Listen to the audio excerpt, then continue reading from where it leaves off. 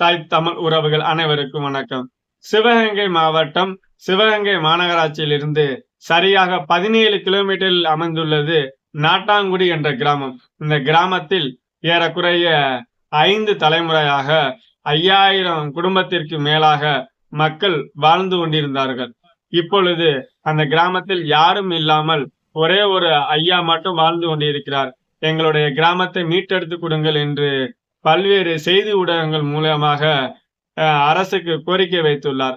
அதன் அடிப்படையில் ஏன் என்று இந்த கிராமத்து மக்கள் கிராமத்தில் வாழாமல் வெளியேறி சென்றார்கள் என்று பார்த்தால், மர்மமான முறையில் 2 மரணங்கள் ஏற்பட்டுள்ளது. அதாவது மர்ம நபர்களால் வெட்டி கொலை செய்யப்பட்டுள்ளார்கள்.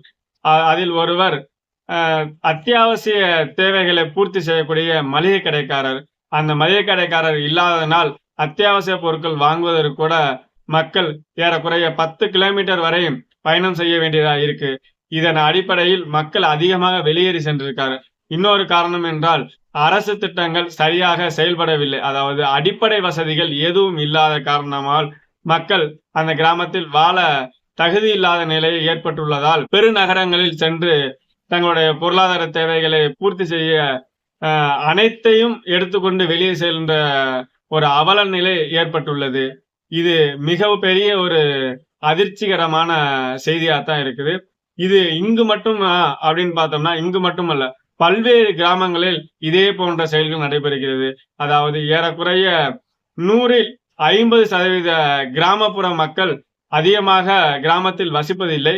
பெருநகரங்களில் தங்களுடைய வேலைக்காகவும் தொழிலுக்காகவும் சென்று வருகிறார்கள். அப்படி இருக்கும் பொழுது கிராமம் அமைதியாக ஆக்கப்படும். அங்கு மிகப்பெரிய அளவு தொழில் வளர்ச்சி ஏற்படாது. பொருளாதார வீழ்ச்சி சரிவை சந்திக்கிறது.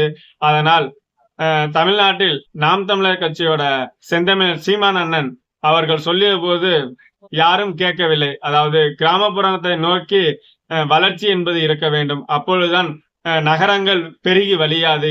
அதன் அடிப்படையில் இப்பொழுது ஒவ்வொரு கிராமமும் காலியாகி கொண்டிருக்கிறது. அதாவது இதே நிலைமை ஏற்பட்டால் சொந்த நாட்டிலே அகதியாக ஒவ்வொரு கிராம மக்களும் வெளியூர்களை நாட வேண்டி இருக்கும்.